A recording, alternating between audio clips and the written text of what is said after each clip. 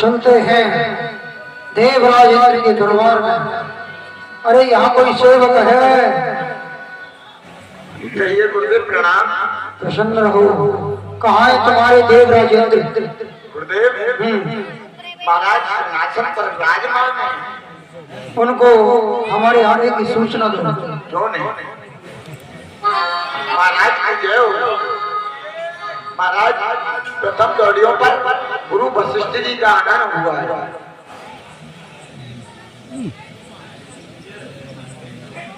क्या कहा? गुरु वशिष्ठ जी का आगमन हुआ। क्यों नहीं? उनके स्वागत व सम्मान के लिए चलना चाहिए। संत मिलन को चाहिए तज माया अभिमान, ज्यों ज्यों तक आगे रखो कोट यज्ञ समान। कोटान कोट यज्ञ करने का जो फल प्राप्त होता है, संतों के दर्शन के लिए हम एक एक पग रखते हैं तो कोटान कोट यज्ञों का फल हमें प्राप्त होता है। तो इस शुभ अवसर को हम नहीं जाने देंगे। हम स्वयं ही उनके स्वागत के लिए वहीं चलते हैं। सभी हमारे साथ में आए गुरुदेव के स्वागत के लिए। प्रसन्न रहो राजा। आइए आइए आइए श्री राम।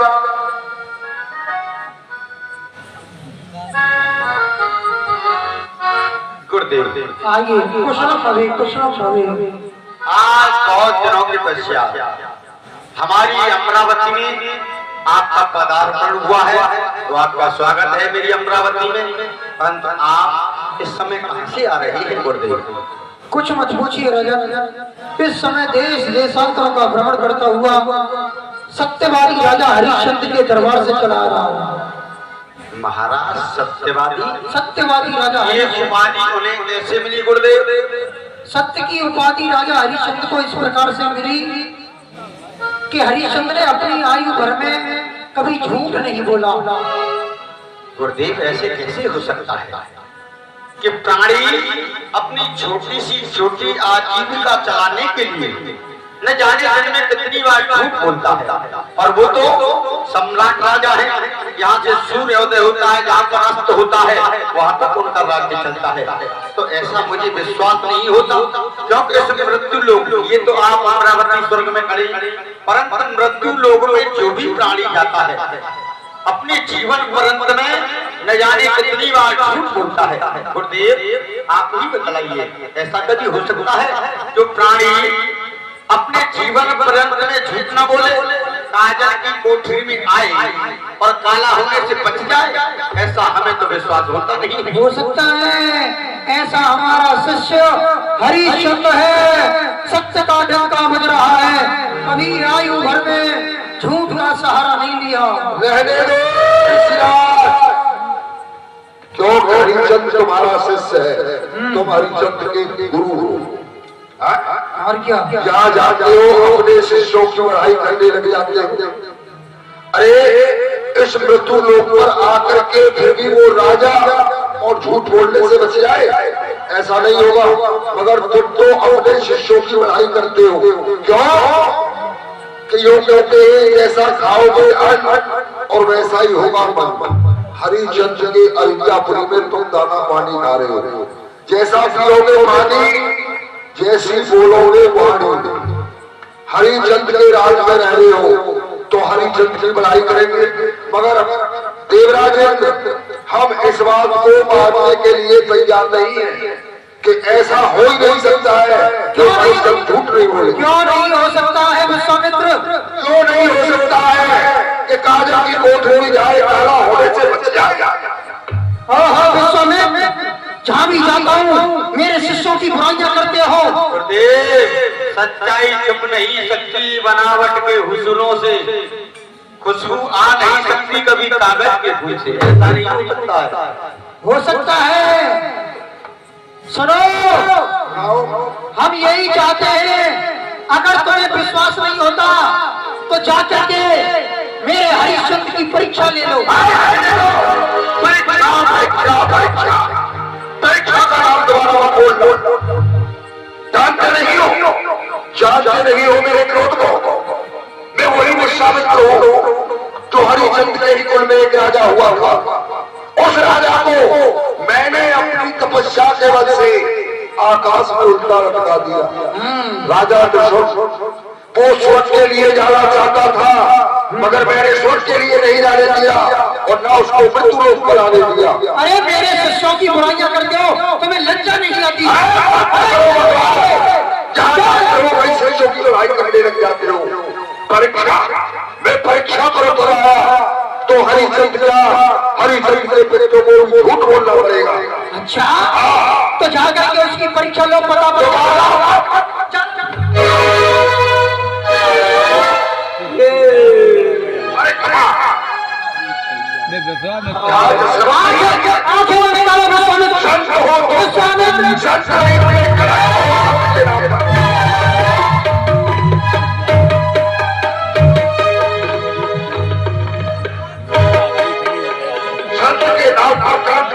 जहाँ जाते हो, जिस राजा के पास जाते हो, अपने शिष्यों की लड़ाई करने लगे। हमारे शिष्यों की बुराई करते हो, अपने शिष्यों की तुम लड़ाई करते हो। हरिश्चंद्र सत्यवादी है, सत्यवादी रहेगा। और खेल बच्चों का नहीं, खेल बच्चों का नहीं, हुज्जत बचाना है तुम्हें। भाई विश्वामित्र खूब पहचाना है, क्या पहचाना है? और दोनों संस्था आपस में भिड़ गए। जाना है मुझे, पहचाना है, अच्छी तरह से जानते। परीक्षा ले लो, बढ़ जाएगा हरिश्चंद्र। मैं परीक्षा लूंगा, इसी समय परीक्षा लूंगा। मगर सुनो, ध्यान रखो, हरिचंद्र यदि सत्यवादी है तो मेरी तपस्या का फल, सारा फल जीवन का तुम्हारे चरणों में होगा। अच्छा, और यदि हरिश्चंद्र ने एक भी बार अपने मुंह से झूठ बोल दिया तो तुम्हारी तपस्या का फल मेरे चरणों में होगा। ध्यान रखना, जितने जीवन भर तप किया है, अगर हरिश्चंद्र झूठा निकला तो हमारे 60,000 साल की तपस्या तुम्हारे चरणों में अर्पण कर देंगे। एक है, जाओ, अब तो जा रहे हैं।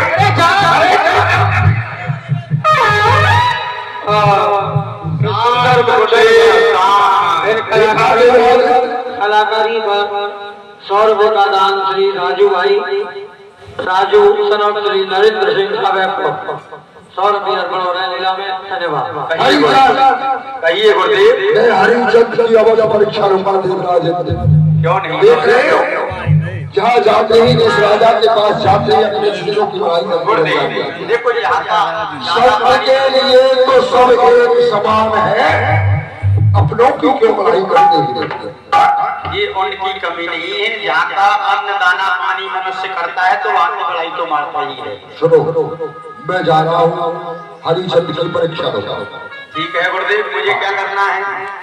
जिस वस्तु की, जिस स्वरूप की मुझे आवश्यकता हो वो तुम्हें देना है। ठीक है गुरुदेव, समय समय पर जिस वस्तु की, जिस स्वरूप की तुम्हें आवश्यकता होगी मैं उसे ला करके दूंगा। ठीक है, ठीक है। नारायण हरि नारायण। जय आगे लगाया। देख रहे देवराज के दरबार में बैठे कितना सुंदर समय व्यतीत हो रहा था। राजा ने कहा से आगे ये मसला शरीर की ज्वाला भड़का दी, तो कोई क्रोध नहीं करना था, क्रोध हो गया। मगर श्रद्धा हुआ, मेरी शर्त हो गई है वशिष्ठ से, हरिचंद्र की परीक्षा लूंगा और देखोगा हरिचंद्र कितना बड़ा सत्यवादी है। कहाँ तक सत्यवादी रहेगा? नारायण हरि नारायण।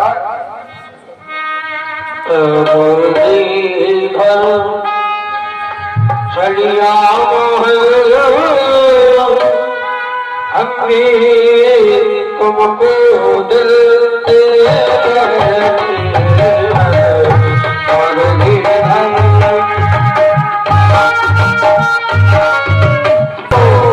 सत्यवादी महाराज हरिश्चंद्र का दरबार।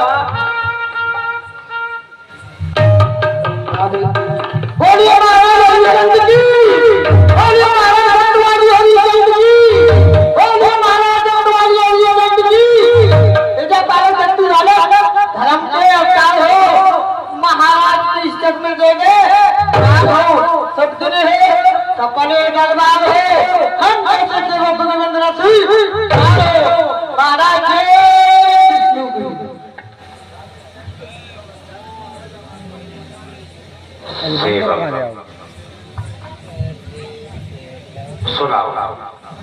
मेरी प्रजा का क्या हाल है।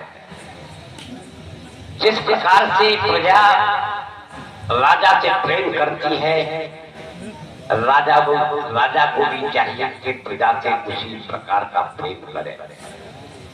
यदि प्रजा राजा को अपने पिता के समान समझती है तो राजा का धर्म है प्रजा को अपनी संतान के समान समझे। बजे ताली युगल करते नियम यही सदा से है। प्रजा है जब के राजा से तो राजा भी कहो। मेरे राज्य में ब्राह्मण समाज जिन मंदिरों की पूजा भली भांति तो करता है, गौ ब्राह्मण संत इनके ऊपर कोई अत्याचार तो नहीं, आज का या कल का कोई नवीन समाचार तो नहीं।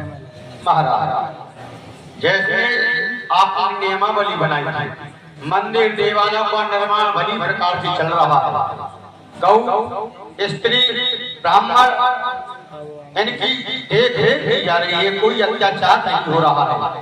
विद्यालय भली प्रकार से चल रहे हैं, शिक्षा का मार्ग सुचारू रूप से चल रहा है। यज्ञ तप पाठ पूजा इत्यादि जो भी धर्म के कार्य हैं वो सभी सुचारू रूप से चल रहे हैं। स्वच्छ है आकाश, वायु भी चलती मंद है। जिधर देखते हैं महाराज उधर आनंद ही आनंद है। घर घर में दूध से आवाज आनी, सिंह और बकरी पीते हैं महाराज, एक वाह, सभी कुशल है आपके राज्य में। होना भी ऐसा ही चाहिए। तुम्हारे शब्द युवानंद कहते हैं मेरे मन को, जैसे कि बसंत आकर के खिला देता है सूखी बनी है। प्रजा लहलहाता बाप और राजा उसका माली है। प्रत्येक कहो अपने मुख से के फूली फली हर एक। मैं भी यही चाहता हूं कि मेरी प्रजा को कोई कष्ट नहीं होना चाहिए। जासु राज प्रिय प्रजा दुखारी, सो नृप अवश्य नरक। जिस राजा के राज्य में प्रजा को कष्ट हो गया वो राजा नरकगामी हुआ करता है। इसलिए मैं चाहता हूं कि मेरे राज्य में धर्म के कार्य सुचारू रूप से होने चाहिए। जैसे यज्ञ हवन तप पूजा जहां पर ये धर्म के कार्य होते हैं वहां पर 33 कोटि देवता प्रसन्न होते हैं और समय समय पर जल की वृष्टि करते हैं, जिससे कि मनुष्यों के लिए अन्न और पशुओं के लिए तृण पैदा होता है। एक बात और है महामंत्री, मैं देख रहा हूं, ये सोच लो कि ये मैं राजा हूं, राजा अवश्य हूं, लेकिन राज्य का संचालन करने वाले तो 18 व्यक्ति हैं जो इस राज्य का संचालन देख रेख करते हैं। सुनो, मैं बताता हूं तुम्हें 18 व्यक्ति कौन से हैं। सुनो, 18 व्यक्ति हैं जिनसे है संबंध राजाओं का, उन्हीं पर होता राज।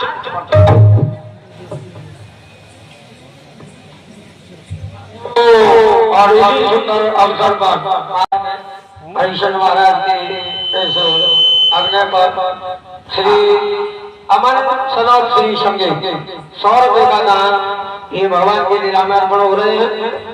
और 100 रुपए का दान देव और विष्णु ये भतीजे हैं श्री हिमांशु यादव जी के, ठाकुर जी के लीला में 100 रुपए का दान अर्पण कर रहे हैं। ठाकुर जी आपको प्रसन्न रखें, मनोती प्रदान करें। धन्यवाद। सुनो, 18 व्यक्ति हैं जिनसे है सम्मान राजाओं का, उन्हीं पर होता राज्य प्रबंधन। वो 18 व्यक्ति कौन से हैं? मंत्री, खजांची, सेनापति, वेतन दाता, व्यापार सचिव, युवराज, पुरोहित, द्वारपाल, वन रक्षक, कारागार सचिव, न्यायी, रसोईया, अभिभावक, गुरु, राजा क्या कहने वाला, दरोगा, दैत्य, महलवादी, नित्य जोड़ी पर रहने वाला, ये 18 राज अंग इनका विचार रखे राजा। अधिकार इन्हें दे, पर इन पर भी पूर्वाधिकार रखे राजा। कर्तव्य नृपत का यह भी है, सबसे बढ़ते नीच सदा, अंदर से चाहे हो विरोध, बाहर से लगे प्रीत सदा। ऐसा भी न हो, ऐसा भी न हो परस्पर में हो जाए अति लगाव इनका, कुछ गुप्तचरों द्वारा समझे सब भेद गुप्त इनका। कर्तव्य नृपत का यह भी है, ऐसा है। इसके बाद कुछ और राजाओं में के 18 व्यक्ति, ये मुख्य है राज का संचालन करने वाले। लेकिन राजाओं में हुई हुआ करते हैं 14 दोष। राजा में भी 14 दोष होते हैं। अगर राजा में ये 14 दोष नहीं हो तो उस राज्य को कोई जीतने वाला नहीं। राजाओं में भी हुआ करते हैं 14 दोष, जो नष्ट किया करते हैं शासन सेना को। और वो 14 दोष कौन से हैं? अभिमान, झूठ, आलस्य, क्रोध, अज्ञान, अनीति, नास्तिकपन, इंद्रिय सुख, मूर्खों से विचार, हठधर्मीपन, मंत्रणा, कथन, विद्वानों का अपमान, जनमत का अवहेलन करना, अंतिम 14वां विनाश भोग मध्याधिक